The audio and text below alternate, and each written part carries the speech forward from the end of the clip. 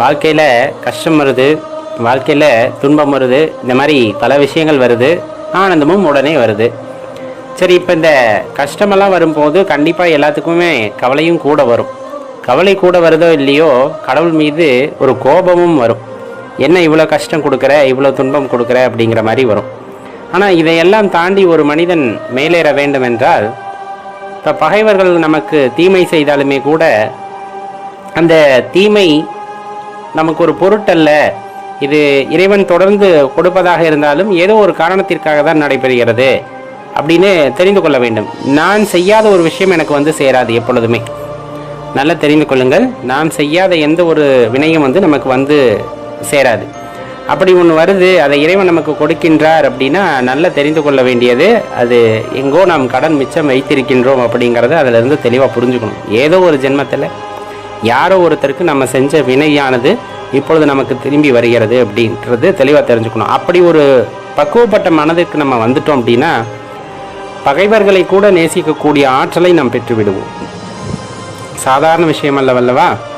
ஒருத்தர் நமக்கு துன்பம் செய்கிறார் அப்படிங்கும் போது அந்த துன்பத்தை நாம் அனுபவிப்போம். அதில் எந்த மாற்று கருத்துமே இல்லை. ரொம்ப கொடுமையானதாக கூட இருக்கும்.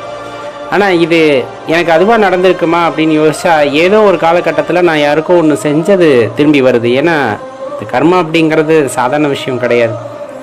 நீ செய்யாத ஒன்று உனக்கு திரும்பி வராது. இல்லை, இப்போ புதுசாக யாராச்சும் உங்களுக்கு செஞ்சுட்டாங்கனாலும் அமைதியாக இருந்துருங்க, அது அவங்களுக்கு திரும்பி போகும். உங்களுக்கு வேறு வகையில் அது பலனளிக்கக்கூடியதாக இருக்கும். அதனால தான் சொல்கிறது, காரண காரியமின்றி இறைவன் எந்த வினைகளையும் மாற்றுவது இல்லை. ஒரு வினை உங்களுக்கு வருகிறது என்றால் அதற்கும் மூல காரணமானது ஒன்று இருக்கும்.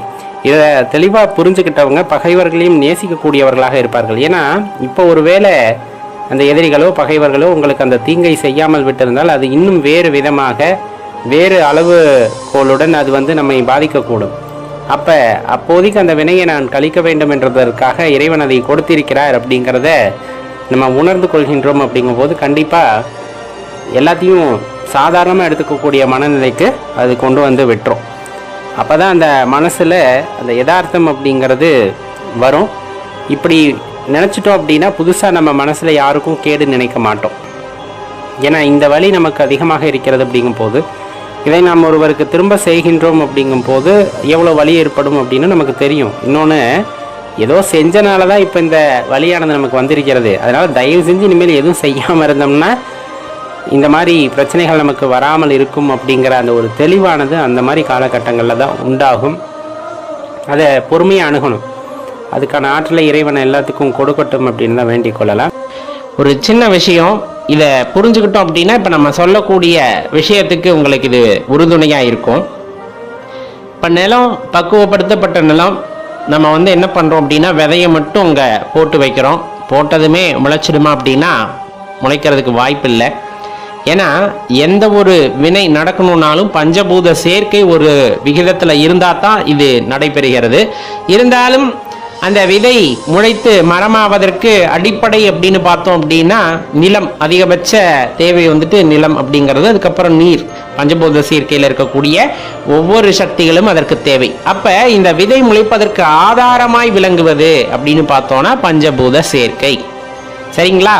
இந்த பஞ்சபூத சேர்க்கை ஒரு சீரான விகிதத்தில் இருக்கும் போது அந்த விதையானது முளைத்து வெளியே வருகிறது. அந்த விதை முளைத்து வெளியே வருவது மட்டும் இல்லாமல் தான் எந்த இடத்தில் பிறந்ததோ, ஆதி அப்படின்னு சொல்லக்கூடிய இடம், சரிங்களா? ஆரம்ப இடம் அப்படின்னு சொல்றது ஆதி அப்படின்னு நம்ம சொல்றோம். இப்ப இந்த ஆரம்ப இடத்தை விட்டு விலக ஆரம்பிக்கிறது. நம்ம என்னதுல சொல்றோம்னா, அது தன்னை மறந்த நிலையில் மேலே மேலே வளர்கிறது. அந்த புவியீர்ப்பு விசைக்கு எதிராக அந்த மரமானது வளர்ந்து கொண்டே செல்கிறது. மரம் வளர்ச்சி அடைகிறது. ஆனால் ஒரு விஷயத்தை நம்ம தெளிவாக புரிஞ்சுக்கணும். அந்த 2 இலைகள் மற்ற 2 உருவாக்குகிறது. அப்படியே அது பல்கி பெருகி பல கிளைகளை உருவாக்குகிறது. கிளைகள் பருத்து பருத்து மரமாக அது பெரிய விருட்சமாக மாறுகிறது. ஆனாலும் ஒரு விஷயத்தை தெரிஞ்சுக்கணும், ஆரம்பத்தை இடத்துக்கே நம்ம திரும்பி வந்துதான் ஆகணும் அப்படிங்கிறது தான் விதி. ஆரம்பிச்ச இடத்துக்கே நம்ம மீண்டு வர வேண்டும் அப்படிங்கிறது தான் விதி. இதை தெளிவா புரிஞ்சுக்கிட்டீங்க அப்படின்னா ரொம்ப எளிதா இருக்கும். இப்ப ஆரம்ப காலகட்ட இலை அதுதான் ஆரம்பம் இல்லைங்களா? இப்ப அது முளைச்சு 2 இலை விட்டுச்சு. அதுக்கப்புறம் அதன் மூலமாக பல இலைகள் வந்தன. அந்த ஆரம்பித்த 2 இலைகள் எங்கே போகும்? பழுத்து மீண்டும் நிலத்திற்கே தான் உரமாகும். அந்த மீதி கிளை, அதோட தண்டு, இந்த மாதிரி நிறைய சொல்லுவோம். எல்லாமே ஒரு காலகட்டத்தில் எங்கு ஐக்கியமாக வேண்டும் என்றால், எந்த இடத்தில் பிறந்ததோ அந்த இடத்தில் அது ஐக்கியமாக வேண்டும். அதுதான் உலக நியதி அப்படிங்கிறது. அது நீங்க எதுக்கு எடுத்துக்கிட்டாலும் சரிதான், எந்த பொருளா எடுத்துக்கிட்டாலும் சரிதான், எந்த உயிரினமா இருந்தாலும் சரிதான், எல்லாமே எந்த இடத்தில் தோன்றியதோ அந்த இடத்தில் தான் அது சேர வேண்டும் என்பது நியதி. இது ஒரு உதாரணத்துக்காக நான் சொல்றேன். இப்போ இந்த மரமும் சரி, கிளையும் சரி, எல்லாமே மண்ணில் தான் திரும்பியும் மடிகிறது, அதோட தான் இணக்கமாய் சேர்கிறது. இந்த மாதிரி ஒரு உயிரின தோற்றம், அதுலயும் நம்ம சிறப்பா சொல்றோம் இல்லை?